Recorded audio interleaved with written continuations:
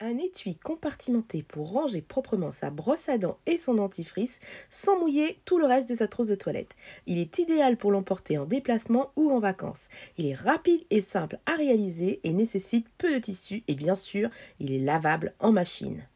Bienvenue dans cette vidéo, je suis Judith, passionnée de couture, mais pas que, et sur cette chaîne, je vous partage mes cousettes, mes tutos, mes astuces et tout ça dans la joie et la bonne humeur. Si vous voulez connaître mes autres loisirs créatifs, je vous invite à découvrir mes chaînes Oh la coquette pour mes DIY en pâte polymère, en résine &co et bientôt mes aventures culinaires sur Oh la coquette. Je vous mets en description tous les renseignements et les liens. Ce qui est sympa avec cette cousette, c'est qu'on n'a qu'une seule mesure à prendre, enfin une seule découpe à faire avec tous nos tissus. C'est un rectangle de 24 sur 17 cm. Pour les tissus, j'ai choisi uniquement de la toile de coton. Autre chose qui est super sympa, c'est que on va pouvoir découper tous nos tissus en même temps. Et ça, comment vous dire, c'est top. Donc là, je trace vite fait.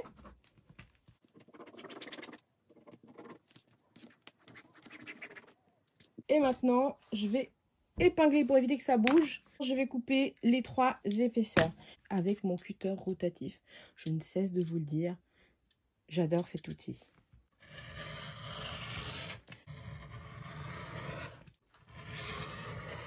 Donc, tissu principal extérieur, tissu doublure. On va prendre le tissu pour justement le haut de la pochette et je vais venir le plier en deux et le marquer au fer. Bon, ici il n'y a pas d'endroit, il n'y a pas d'envers, hein, le tissu est uni, mais si jamais vous avez un tissu avec un motif, eh bien vous venez le plier en deux en vert contre envers. Voilà, il faut qu'on ait l'endroit de ce côté là. Je marque mon pli. Je vais profiter justement pour repasser les deux autres quand même. Voilà, et le dernier. Super. Je vais maintenant plier en deux le haut de ma pochette. Donc, je suis toujours sur l'endroit des tissus. Donc, je plie en deux et nous avons donc 12 cm. Là, en fait, je suis en train de chercher l'emplacement de mes boutonnières. Alors, 5,5, c'est ici. Vous voyez, parce qu'en gros, ma pochette, la couture est à l'arrière et les boutonnières sont sur les côtés. Donc, ici, 5,5, à savoir que je veux une boutonnière de 1,5 cm. Donc, je me place d'équerre et je vais faire une petite marque à 1,5. Voilà. Ça veut dire que je vais commencer ici. Ma boutonnière. Voilà. Et je fais pareil de l'autre côté. À partir du centre, je vais chercher 5,5, un petit repère. On va chercher l'angle droit. Un repère à 1,5.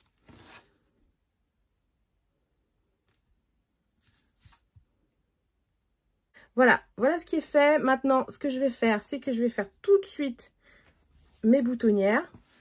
Je vais choisir sur ma machine à coudre ce type-là de boutonnière simple. Hein, et je vais évidemment prendre le pied adéquat. On va enlever celui-ci. Et j'ai déjà réglé en fait l'espacement. Bon, ici, c'est là où l'on cale le bouton pour les machines qui vous font les boutonnières automatiques. On vient placer le bouton ici. Vous avez vu, vous avez l'icône en fait ici du bouton. Et en fait, ça détermine d'office la largeur qu'il va falloir pour la boutonnière, la longueur de la boutonnière. Alors, je viens le clipser.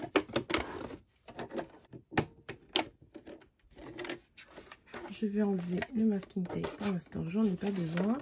Et je vais surtout descendre le petit taquet push, ça c'est important. Je vais rechercher en fait dans la petite fente qu'il y a ici, ma marque que j'ai dessinée au préalable. Pour cette étape, n'hésitez pas de faire un premier essai sur une chute de tissu. Question de voir si tout va bien, si la longueur est bonne, pour éviter justement d'avoir votre loupé sur votre tissu principal. Allez, c'est parti. les réglages sont faits. On va laisser travailler la machine. Moi, j'aime bien quand les machines travaillent pour moi. Donc, évidemment, je jette toujours un œil, hein, toujours un œil dessus. Mais qu'est-ce que c'est agréable, les boutonnières faites automatiquement.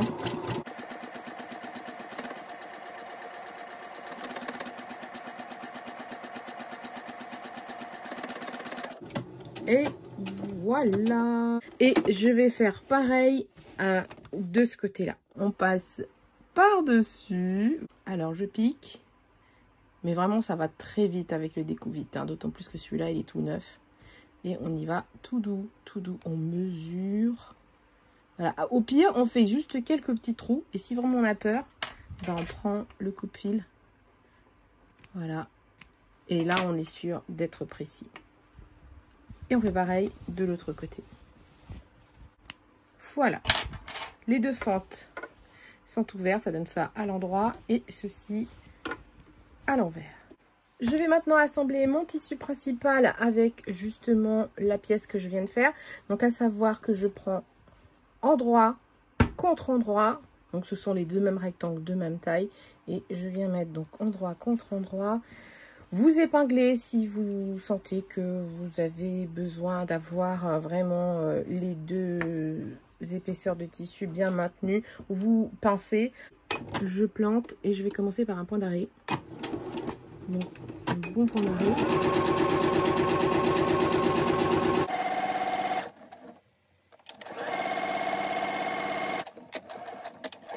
On finit évidemment avec un point d'arrêt. On coupe les fils. Et voici ce que l'on obtient. Voilà. Ce qu'on va faire maintenant, c'est que l'on va ouvrir les marges de couture. Et on va les aplatir. Alors, vous pouvez faire au fer à repasser, mais franchement, là, au doigt, ça le fait tip top quand vous avez ce type de tissu. Voilà. Et ce que je vais faire, c'est que je vais retourner. En partant de la couture, je vais faire une couture à gauche ou une couture à droite.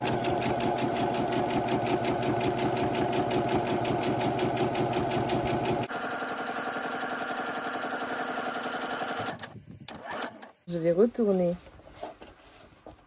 mon tissu et je repique. Et c'est pareil, je vais faire le retour avec une surpiqûre à 3 mm et en faisant attention à ce que ma ligne de couture passe toujours au centre.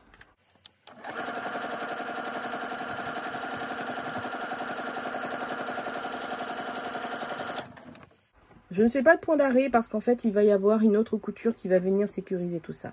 Je me retrouve avec ceci et une belle surpiqûre. Donc non seulement ça va aider à plaquer à l'arrière, ça donne ça. Ça va aider à plaquer en fait les marges de couture bien à plat. Mais surtout, ça va apporter aussi un aspect esthétique en fait à notre jour. C'est vraiment pas obligatoire. Hein. Vous pouvez marquer vos marges de couture au fer, marquer au pli au fer à repasser et puis ça suffira. Hein. Mais là, c'est vrai que ça ajoute quelque chose en plus. Je vais maintenant assembler mon dernier rectangle. Bon, là, c'est pareil, il n'y a pas d'endroit puisque le tissu est uni. Mais endroit contre endroit sur le haut de ma pochette. Donc, c'est pareil, vous épinglez si vous avez besoin. Moi, j'avoue, j'y vais à l'arrache. Je m'assure quand même d'avoir mes tissus bien alignés. Et je vais venir coudre tout le long.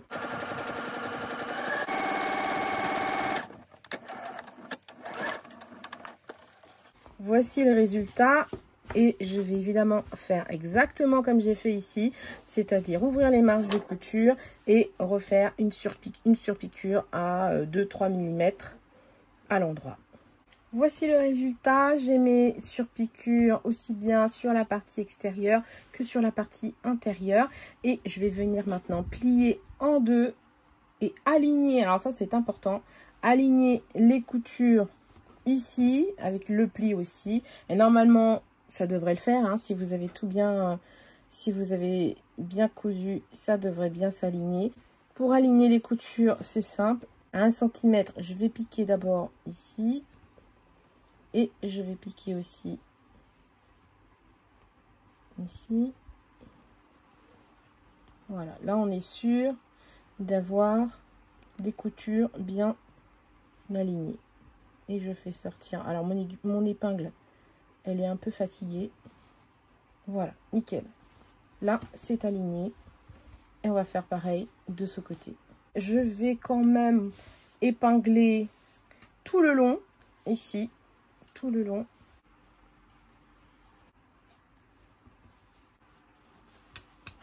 Et je vais faire donc point d'arrêt jusqu'en bas, point d'arrêt.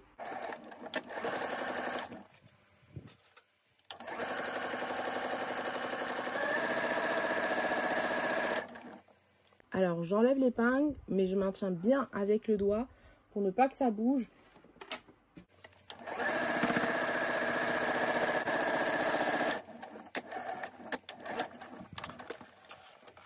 Voici le résultat. Donc, on va ouvrir et marquer et aplatir les coutures. Mais avant, je vais venir ici, ça c'est important, bien appuyer pour marquer le pli et donc le centre également, puisqu'il va falloir que j'aligne. Vous allez voir tout de suite. Ici et ici également, j'appuie bien avec l'ongle pour faire un pli. Je vais ouvrir mon tissu comme ça. Mon tube, parce que c'est un tube. Voilà. Et surtout ici, je vais aligner avec mon pli. Là, on est en fait sur dans la doublure. Je vais ouvrir la marge de couture et aplatir. On va mettre une petite pince ici. Et on va aplatir. Et je vais faire pareil de l'autre côté. On ouvre la marge de couture. Et on va chercher le centre qui est là. Donc là, pareil, je vais mettre une petite pince. Voilà. Mais pour l'instant, alors on va déjà ouvrir bien la marge de couture partout. Et après, on va s'occuper que du fond, enfin de la doublure de notre pochette. Voilà. Pourquoi? Parce qu'en fait, non seulement on va venir fermer la doublure, enfin la pochette, mais en plus de ça, on va faire tout de suite la division de la pâte dentifrice, enfin l'espace pour la pâte dentifrice et pour la brosse à dents. Je vous conseille de prendre mesure sur votre tube de dentifrice. Alors ici, moi j'ai je l'ai glissé à l'intérieur et dans le tissu. Et après, je suis venue mesurer. Donc je sais qu'il me faut 7 cm. Il me faut donc 7 cm pour avoir de l'aisance pour glisser en fait mon tube de pâte dentifrice. Mais bon, c'est standard, hein. C'est des dimensions plus ou moins standards, donc je pense que ça conviendra pour tout le monde. Donc je fais un tracé qui part du fond jusqu'ici. Alors ce que je vais faire maintenant, c'est que je vais faire une couture droite ici, point d'arrêt, et puis une couture ici. Alors certains vont se demander, mais comment tu vas faire pour retourner ta pochette? Don't panique, ça vient. C'est vrai que là, c'est pas conventionnel. Souvent, on fait le trou pour la fente dans la doublure. Et bien, avec cette pochette, on la fait pas dans la doublure, mais on la fait sur le tissu principal. Vous allez voir, vous allez voir. Alors ici, je viens coudre la séparation.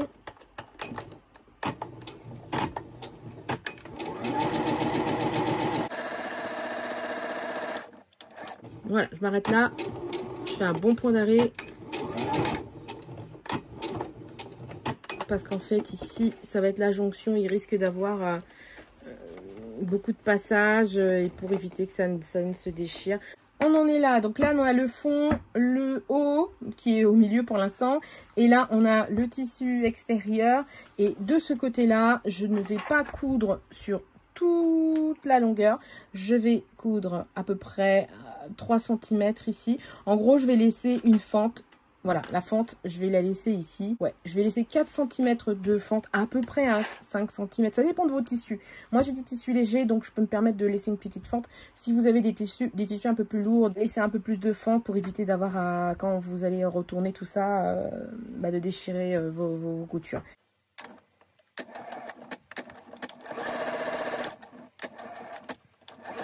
Oups, je vais trop loin.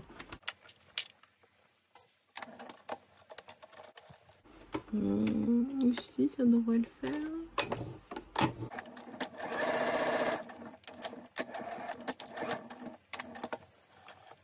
Allez, le projet est bientôt terminé. Maintenant, je vais retourner mon long tube en passant par cette petite fente. Donc là, il faut faire attention de ne pas faire sauter donc, les coutures.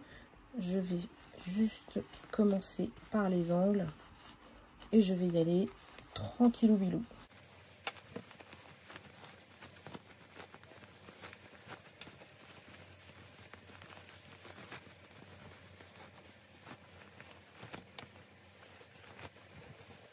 Voilà, surtout je ne le retourne pas entièrement, je fais juste rentrer en fait la doublure à l'intérieur et ça nous donne ceci. On fait bien sortir les angles. N'hésite pas à faire rouler comme ça la couture dans les doigts, enfin dans les mains, avec les mains. Ça marche aussi très bien. Voilà, on est bien. Alors, maintenant, il va falloir fermer. Pour fermer, deux options. On va déjà s'assurer de tirer un peu plus, voilà, comme ça, pour être sûr de ne pas coudre la doublure. Donc ici, on peut marquer au fer pour être sûr que voilà, ça ne bouge pas et que ce soit plus facile à coudre. Soit on va venir piquer ici à 1 mm du bord, comme j'ai fait ici. Vous voyez? Mais nous, on va faire une finition invisible avec un point invisible. C'est simple, on va la faire à la main avec un fil, enfin le même fil, et puis une petite aiguille. Donc je vais piquer. Et en fait, je vais pincer mes deux épaisseurs. Et je vais y aller comme ça. Bon, je vous laisse regarder. C'est plus simple que d'expliquer. J'ai doublé mon fil, hein. Et en fait, je vais piquer à l'opposé. Voilà, ici. Là où sort en fait ce fil, mais à l'opposé. Voilà, je pique à peu près sur 3 mm.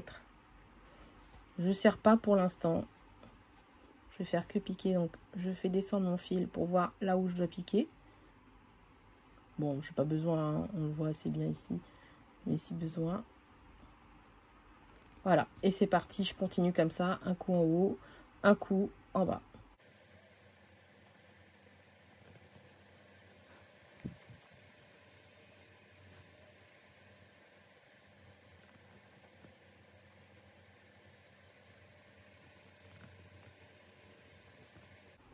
On arrive à la fin, donc je vais serrer. Je vais venir faire discrètement mon nœud. Bon, c'est pas conventionnel, mais bon, ça marche, c'est le plus important. Et je vais faire mourir le fil dans la doublure, dans le tissu. Je vais le faire sortir ici.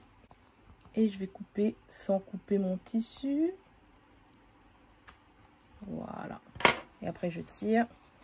Et le fil, il va mourir à l'intérieur du tissu. On se retrouve avec ceci. Donc, le bas, vous allez voir la différence avec piqûre sur piqûre et finition invisible. À vous de choisir celle que vous souhaitez. Et on va venir travailler maintenant le haut. Donc ça, on va bien faire rentrer tout ceci. On se rappelle qu'on avait fait une marque ici avec le fer à repasser. Donc on va refaire rentrer tout ce joli monde à l'intérieur. Moi, je m'aide en fait de ma règle, mon réglé en métal. Et en fait, je viens le faire rentrer comme ça dans les compartiments.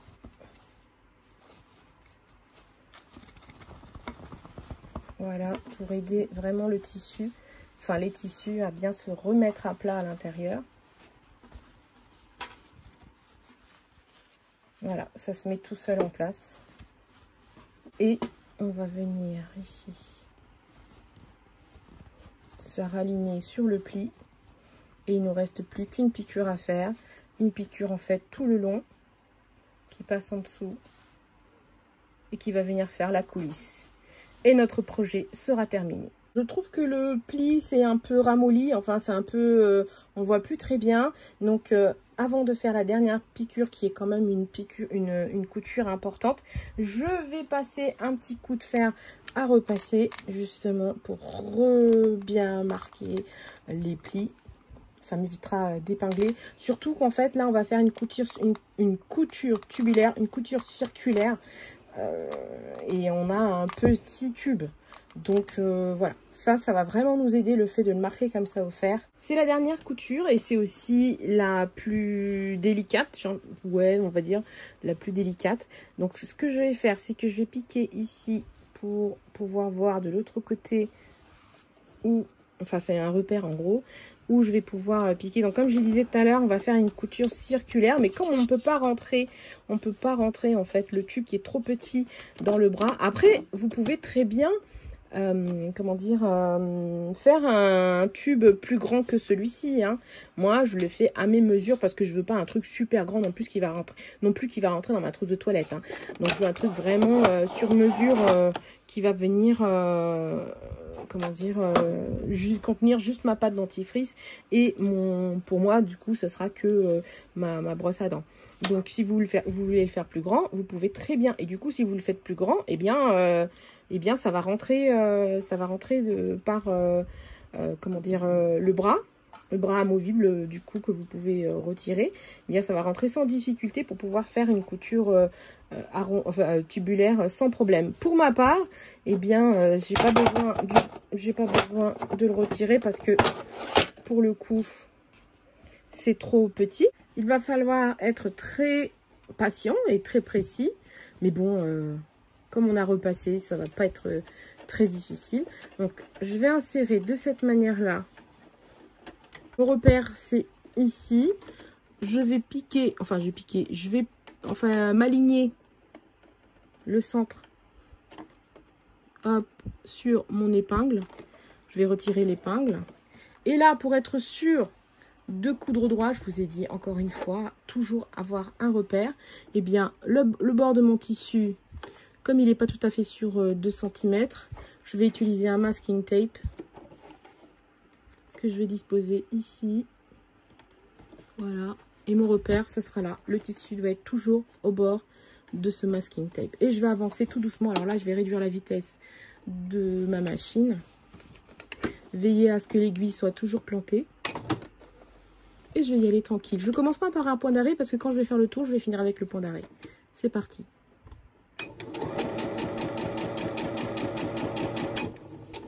Je vais limite centimètre par centimètre. Enfin, 3 cm par 3 cm, je pense, à peu près.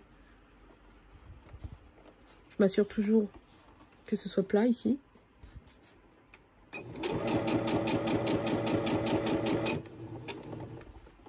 Et je reviens tirer le tissu vers moi.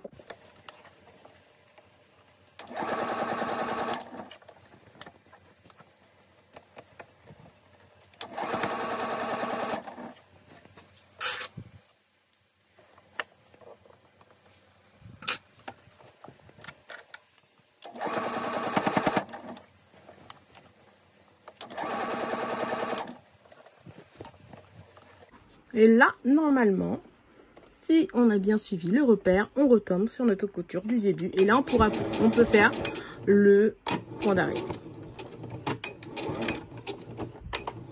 Et voilà, on a terminé.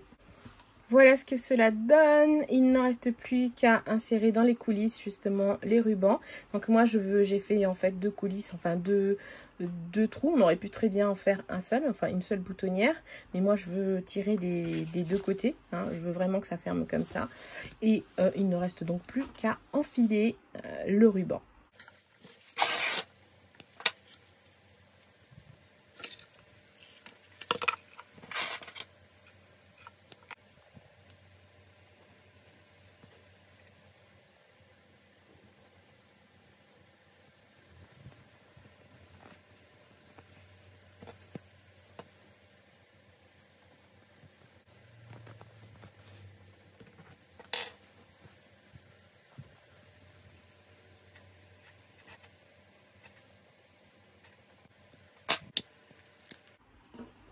Et voilà, je n'ai plus qu'à faire pareil de ce côté-là. Et voilà le résultat, je vous l'ai dit, je vous ai pas menti, simple, rapide, joli, super évidemment utile, puisque on peut en plus de ranger ses effets de toilette à l'intérieur, sa brosse à dents, sa pâte dentifrice à l'intérieur avec, s'il vous plaît, des compartiments. Alors, on va mieux voir ça comme ça. Voilà nos deux compartiments. Pâte dentifrice et brosse à dents, mais bien évidemment qu'on peut y mettre autre chose, comme par exemple des pinceaux de maquillage, des stylos, des crayons, ça peut faire une trousse, on peut y mettre des lunettes, donc vous changez juste, ici vous mettez un petit simili-cuir, pas trop épais non plus, et vous avez un joli étui à lunettes. Vous le faites en plus grand, vous avez un grand pochon pour ranger vos sandales, vos chaussures. Il y a tellement de choses à faire avec ce modèle-là, en fait. Il suffit juste, en fait, de changer les dimensions de départ, les rectangles, de partir sur un plus grand rectangle. Donc, évidemment, si vous voulez un pochon intégral, eh bien, ne divisez pas ici en 2, en 3, en je ne sais combien. Du coup, quand on se retrouve avec le tube, au lieu de faire ici à l'extérieur la fente, vous la faites à l'intérieur dans la doublure de manière complètement classique, et après vous cousez à l'intérieur de la doublure, ça se verra pas. N'hésitez pas à me dire en commentaire justement quel usage on pourrait avoir avec ce type de pochon, avec ce type de pochette. Je me suis fait un plus petit étui juste seulement pour ma brosse à dents, voilà. Donc les rectangles sont différents cette fois-ci. Je suis partie en gros d'un rectangle de 17 sur 8 pour cette partie-là. Donc évidemment à placer dans le pli du tissu. Et ici 8 sur 14 pour ceci. Sinon après pour le montage c'est exactement la même chose. Un détail par contre, c'est pour la couture ici de la coulisse. Il faut y aller encore plus doucement, du coup, centimètre par centimètre pour coudre, parce qu'on n'a pas beaucoup d'aisance là pour pouvoir justement faire la couture tubulaire. Donc là, c'est pareil, hein. Je vois bien une flûte en plus grand. Ça peut faire un étui pour flûte ou je ne sais quoi encore. N'hésitez pas encore une fois à me dire en commentaire ce qu'on peut y ranger. J'espère que ce partage vous plaît et vous sera surtout utile. Si c'est le cas, dites-le moi avec un gros pouce en l'air. N'hésitez pas non plus à me taguer sur mon Insta Olacousette pour me montrer vos créations. Si vous aimez mon contenu, je vous invite à vous abonner en activant la cloche. De cette manière, vous ne raterez pas mes prochaines vidéos ou live. J'espère que vous avez passé un agréable moment en ma compagnie. Sachez que cette vidéo existe aussi en format long, avec en bonus mes conseils, mes astuces, mais aussi mes cookies. Et oui, je vous montre aussi bien les belles choses que les ratés. Donc si vous voulez découvrir cette vidéo, je vous la mets en description. Et si vous êtes vraiment insatiable et que vous en voulez encore plus, je vous invite vivement à parcourir mes playlists où j'ai tout bien organisé afin que vous trouviez facilement votre bonheur. Sur ce, je vous embrasse bien fort, je vous souhaite encore une fois un bel été, de belles vacances et je vous dis à très vite pour une nouvelle vidéo.